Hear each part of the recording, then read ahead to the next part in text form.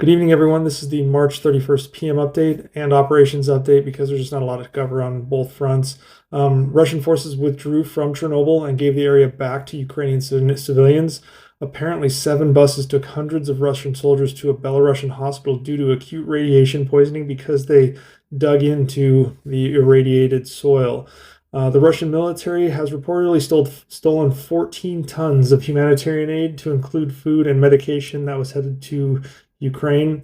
Putin has ordered the 134,500 new conscripts for the next cycle of conscription in Russia. This isn't really any different than previous conscription events that had 127,000 and 134,000 conscripts called up, respectively. New conscripts typically undergo 1 or 2 months of basic training, followed by 3 to 6 months of advanced training prior to assignment to specific units. They are not allowed to deploy with less than 4 months of training by law, but the Kremlin could bypass that restriction if they wanted. The Russians, however, are saying that these conscripts won't be sent to any current wars, but could backfill reservists and active duty troops in other areas, allowing those soldiers to move to the front line. Putin has signed an official order forcing countries to pay for natural gas in rubles.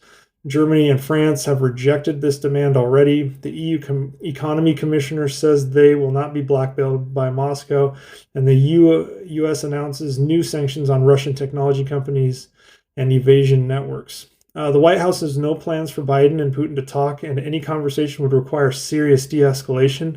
And the Kremlin is likely accelerating efforts to establish quasi-state entities to govern occupied Ukrainian territory. And now here's the operations update.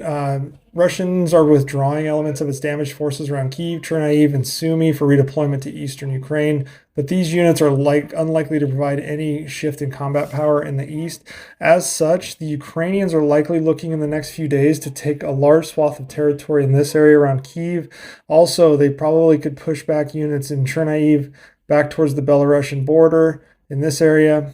Same with Kharkiv. A lot of these little blue areas are counterattacks by the Ukrainians, but it's looking that the push to the Russian border could take place, and they might be able to split Sumy and Kharkiv in a pretty decisive effort in country. However, the Russians still do have, obviously, a way around that by moving this way through Russia. So not a lot is taking place. Mariupol is still block by block fighting with very little Russian gains, but there's been zero gains by the Ukrainians in the area.